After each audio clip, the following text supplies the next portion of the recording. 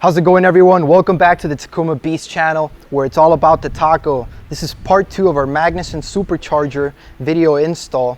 Today we get to have fun. Today we get to tune the truck and see how much horsepower we get out of it.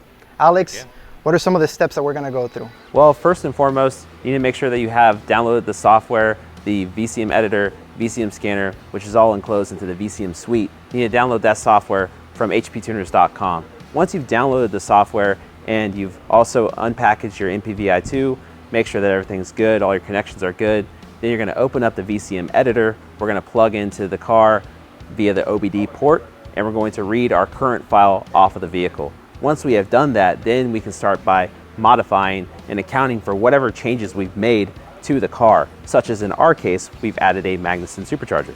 In other situations, you may have added different camshafts, headers, what have you. So you're going to write an initial tune file based on those modifications you've made. Once you've done that, then you can actually use the VCM scanner to log that data from the car, where the car is literally going to tell us what it wants. It's going to say what's going on. It's going to say, is it too lean? Is it too rich? And we're going to be able to make those adjustments to the calibration using the editor again, and then flashing the car, and then logging again and seeing where we get. And then at that point, once we're good with idle, part throttle, drivability seems okay, then we can move on to wide open throttle, where that's where we really get to have fun, try to make some power, try to make some ponies, and yeah, just have a good time. Dude, it sounds exciting. Let's do it. Okay guys, so now we're at the point where you should have already installed the VCM Suite software onto your laptop from hptuners.com/downloads. Also, in addition to that, you should have already installed the drivers for the MPVI2. Typically, when you plug your MPVI2 into the laptop, it's going to automatically install those drivers. If that does not happen, you can also go to hptuners.com/downloads and download those drivers directly to your laptop and manually install them if need be. Once you've done that, we are now ready to actually connect to the vehicle and read the file out of the car. So you're going to take your MPVI2, and you're going to take the OBD end, obviously, and you're going to plug it into the OBD port of your car. Typically, your OBD port is going to be located in your dash, down here by where your knees might be. Usually, it's going to be pretty close to the A-pillar. So you're going to find it, and this guy's tucked up in here a little bit. Sometimes you got to change your orientation. All right, so now we're plugged in, and you know you have good connection if the green light is on. So that means you have power from the OBD port. Now, if you were connected to your laptop before you actually plugged into the OBD port, you are going to have that green light. So if you want to verify that you have power at the OBD port, you're going to want to unplug from the laptop and just verify, because sometimes you may have a communication error where you can't actually read the car, and it's because there may be no power at the OBD port. So this is something that's very important to take note of. Just word to the wise. All right, so now we plugged into the OBD port. Now we're going to take our USB side and we're going to plug that into the laptop. So now that we've got our MPVI2 plugged into the car, we've got the MPVI2 or the USB end of the MPVI2 plugged into your laptop, we should also have the VCM editor open at this point. Once you're at this point, you're now going to go key on, engine off. So that's important to note. You cannot have the vehicle running when you're trying to read the tune file out of the car. So go ahead, go into the ignition. All right, so now we're key on, engine off. And now, if you look over here, you have a couple different options here. You can either go to this icon, which is the read vehicle icon, or you can go to flash and then select read vehicle there. So once you do that, you're gonna have the vehicle reader pop-up screen, which is gonna show up. And now, it's very important that you click gather info the first time you've ever plugged into a car, because you don't know what modules are going to be available to tune. So you're better off to click gather info, and then it's going to communicate with the car. And now you're going to see we've got a 2008 Toyota Tacoma, 4-liter 6-cylinder, and you're also going to see some hardware information. This is a Denso ECM. It is from Toyota, of course.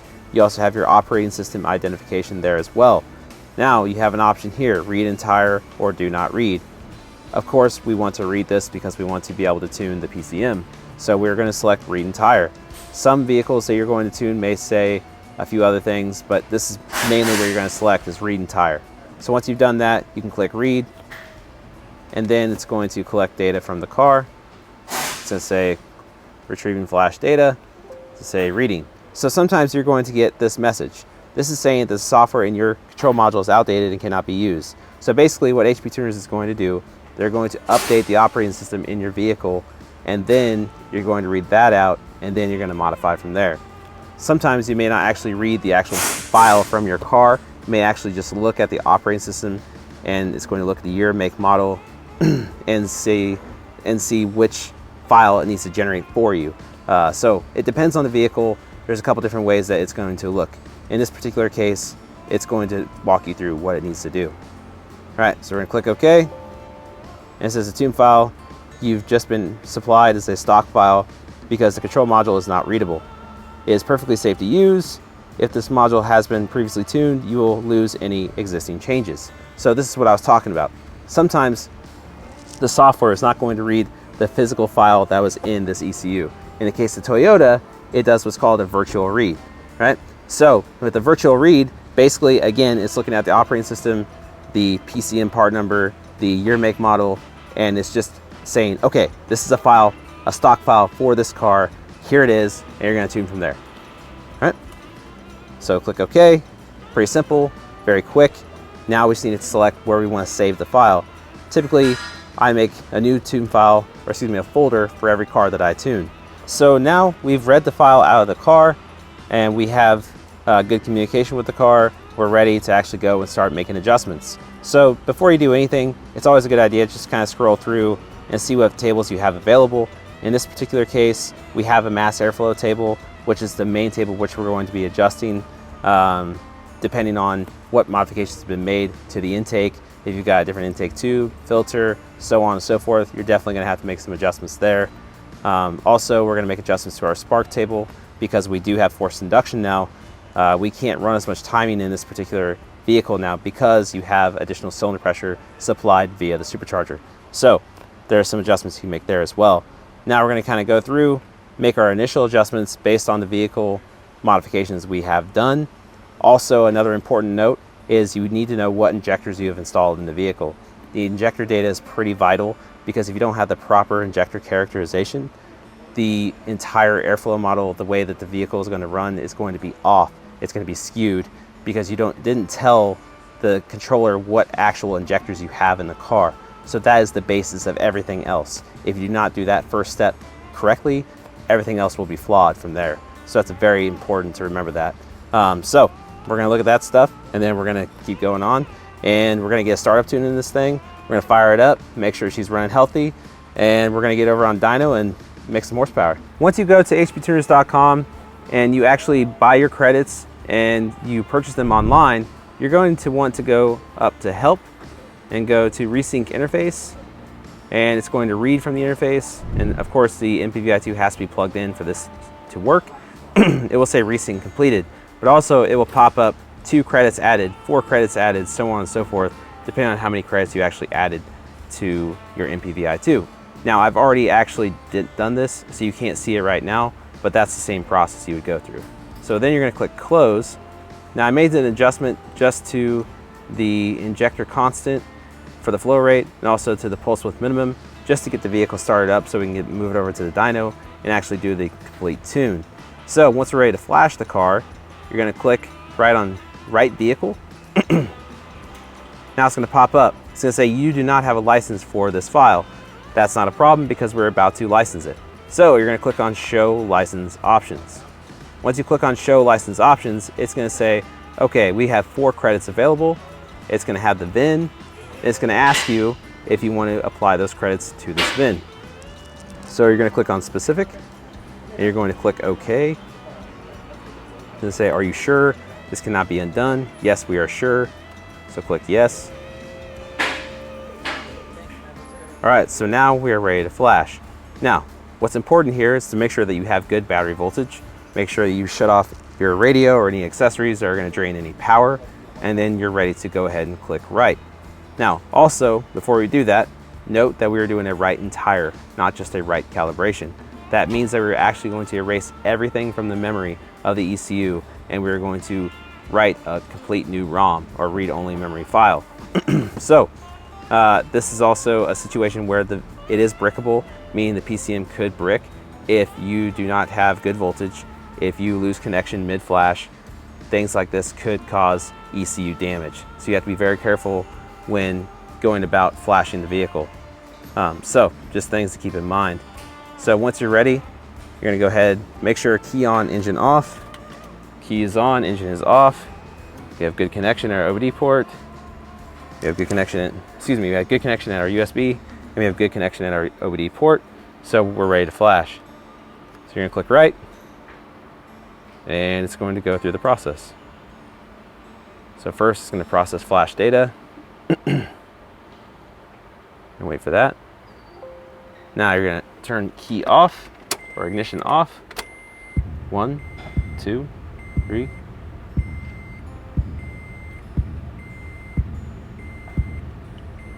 Go back on after 10 seconds. Click OK. All right, so now it's flashing the ECU. This can take anywhere from 45 seconds to 3-4 minutes, depending on what vehicle you're flashing. In the case of Toyota, it's pretty quick, right? It's gonna go through the validation process, and now it's going to actually flash again. So it's gonna go through a couple different flash processes on the Toyota or the Denso ECU. Every ECU is a little bit different, so it really just depends on what you're doing and what vehicle you're flashing, and also if you're doing a right entire or if you're doing a right calibration. Right calibration, you're only changing one small portion of the read-only memory, versus right entire, you're erasing everything and flashing a whole new ROM or read-only memory onto it. So, things to keep in mind. We've got about 34 seconds left, so we're getting pretty close to being done, and then we can see if it fires up. Now, the stock injector on this car, I believe, is around 32 pounds an hour, or 325 cc's per minute. So the new injectors that we have installed are about a 455 cc per minute, or 45 pound injector. So about 40% difference there, I believe. So I adjusted the injector flow by 1.4 to tell it it's got a 40% larger injector. So we're just doing this first to see if we can get the car to start up and at least run decent enough to get us over to the dyno, and then we'll actually go through the whole process and get it running really well. All right, so first and foremost, we're gonna connect to the vehicle before we start the vehicle, just to make sure that we've got good connection, that the scanner is working. This is the VCM scanner, in case you didn't already know. So first, we go right here, click connect to vehicle. We've already done that. So if you wanted to disconnect, you would disconnect here. Now we're gonna actually start scanning. Okay, so we're getting data from the car, so that's good. Now we're ready to fire it up and see what she does. Hey, there it went. Oh, and it died. Never mind.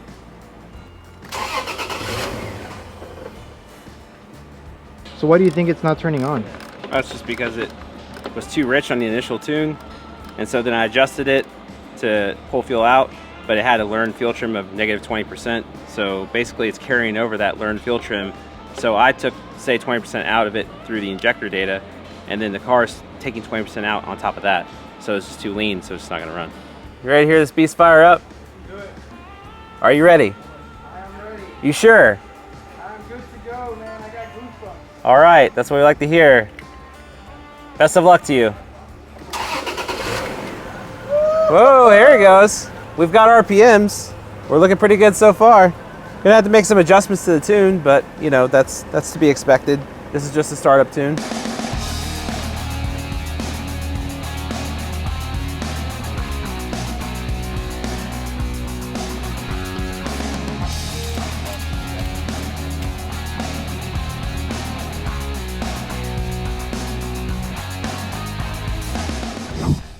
All right, so the engine turned on. Everything seems to be running fine.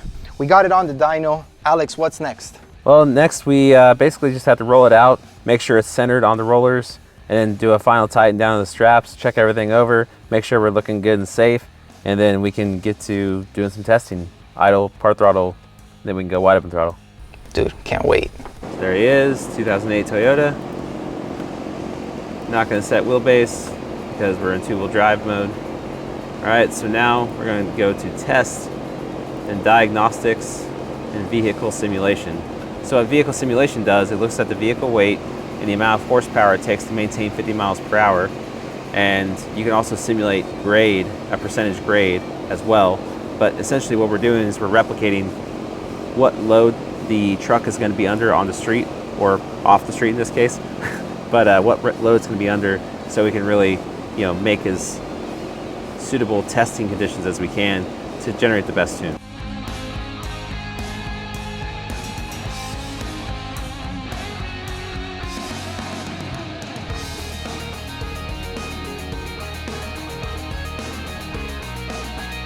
Basically what I've been doing right now is just trying to get the initial tune a little bit closer.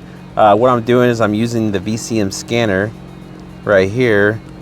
As you saw a second ago, we're using the VCM scanner to actually log data from the car, and based off the data that I'm seeing, I'm going to make adjustments to try to improve the conditions. So the first thing you're really going to look at is the fuel trims. So the fuel trims are basically what the ECU is doing to correct the air-fuel mixture, and this is represented as a percentage.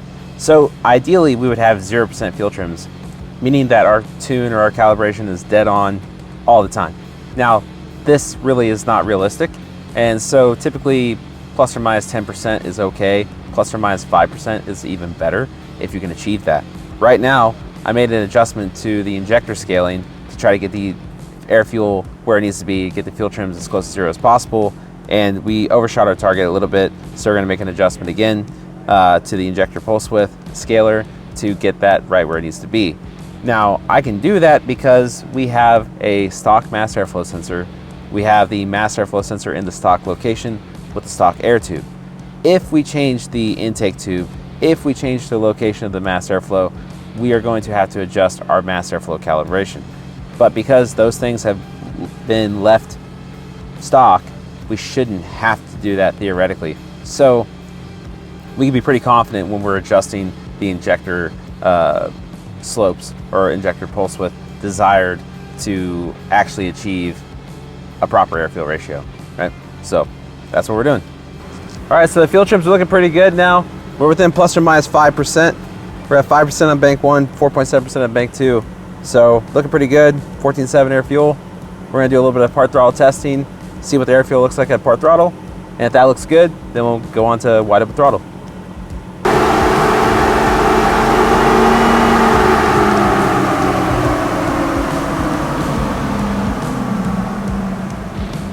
It's looking pretty good. Just need to make a couple tweaks, and then we'll be ready for wide open throttle.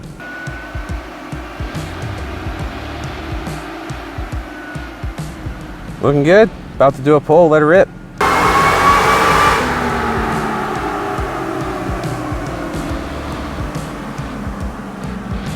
Sounds good. We got a nice little whine to it. Just doing a little short pull, make sure everything's looking good. Air fuel is pretty close actually. I'm commanding 11.4 parts air to 1 part fuel.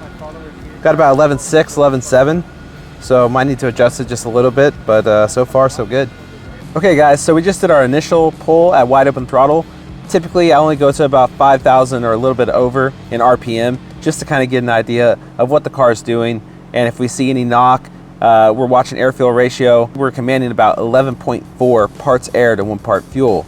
Currently we are seeing actual on the data 11.6 to 11.7 parts air to 1 part fuel. And you can actually look at that data directly in the scanner, which is pretty cool.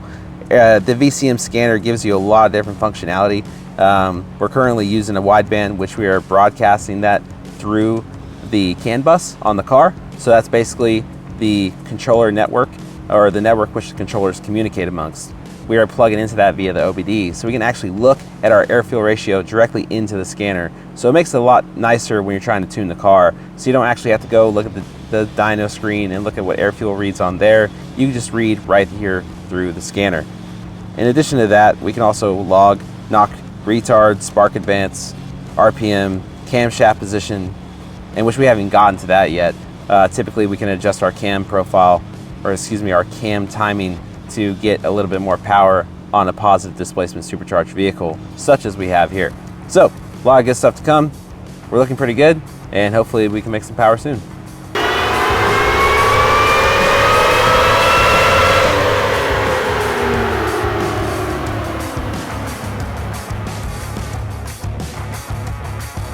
All right, so almost perfect on air-fuel ratio, so that was really good. I adjusted timing down just a hair, just to be safe for now. Also adjusted camshaft timing. We're looking pretty good. It's actually still climbing when we actually hit the limiter at about 5,900 RPM. So it didn't do a complete pull, but we're looking about 220, a little over 220 horsepower right now. And torque is looking at about 245 pound-foot of torque from what I can see right here. So we'll go check it out a little more, see what we can do, and try to make some more power. Okay guys, so I actually pulled up the baseline graph from before, which we took yesterday, and I also had that compared with our most recent graph, our run from just a few minutes ago.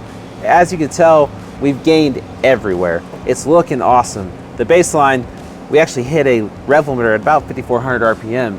So even had you not put the supercharger on it and just tuned it with HP tuners, you could have removed that rev limiter and still probably made a little bit more power just by way of doing that.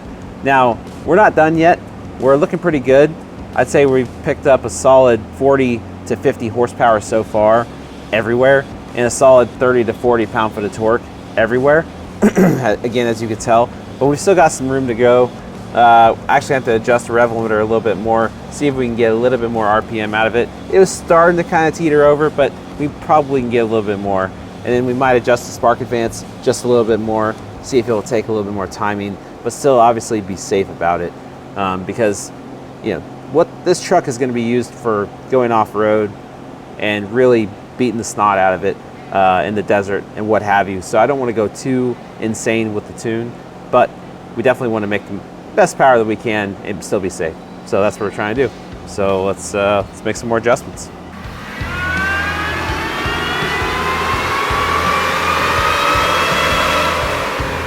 Wow, looks pretty good. Actually off the charts for torque. Made over 250 pound-foot of torque there. We're still climbing in power. It looked like it hit like 235 and we're still going up. So we're going to probably need to adjust the rev limiter just a little bit more, but even this would be pretty good. All right, let's check out the graph. What do we got, man? All right, so we're picking up even more power. Let's actually compare with the previous run real quick. Would have been right here. Our newest run here. So we didn't actually complete the pull, so that's why it looks like that. I can change the line style so you can see a little bit better. But if you look from last run to this run, we actually picked up 10 horsepower and about 10 pound-foot of torque, but everywhere. As you can see, the dash is just above the solid line everywhere you look. So some changes that I made on this last revision include I put the camshaft timing back to where it was previously, because I had noticed in the previous run, when compared to the run before that, we were actually making more power, and I had actually adjusted the camshaft timing to try to get more power, but it actually went in the wrong direction. So this is okay because we save all of our tune files as we go along, so we can always revert back to certain settings if we need to.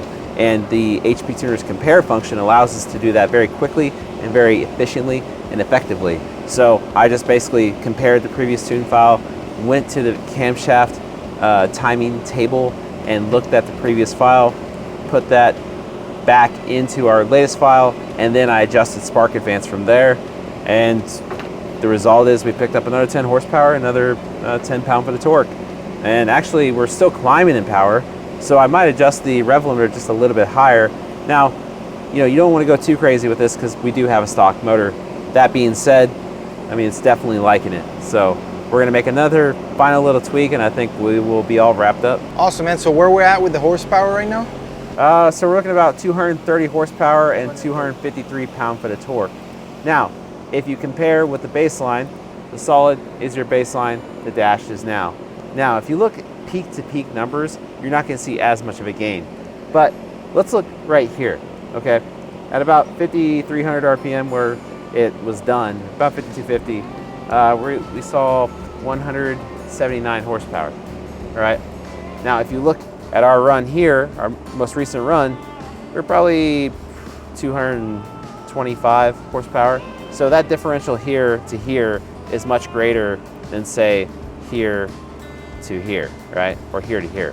So we're actually, as RPM is increasing, we're still making way more power, and it's exponentially more than when we had a naturally aspirated engine. So the peak numbers don't always tell the entire story is my point here. So we're definitely seeing great gains everywhere, especially on the top end. I mean, look at this. At 5,200 RPM, your stock motor, you're basically done. At 5,200 RPM, you're just getting going now. So it's gonna mean a whole world of difference.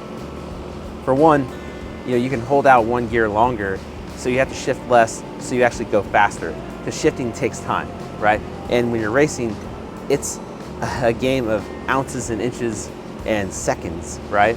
And so any second or millisecond that we can pick up, anywhere we can find that, you're gonna be faster, you're gonna be the next guy. So that's what it's all about. And so all the little things add up. And this is definitely more than a little thing, this is a big thing. But my point being, you're going in the right direction and it's gonna be good. So. Dude, you got me excited. I just wanna go rip it. Hey man, that's why we do this.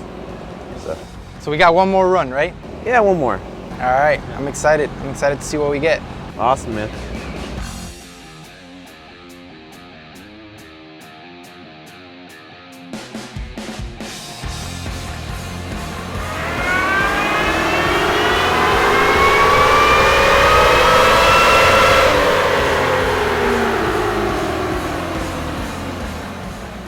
Yeah, we picked up just a little bit of torque down low here, but that also could have been how the dyno loaded it up.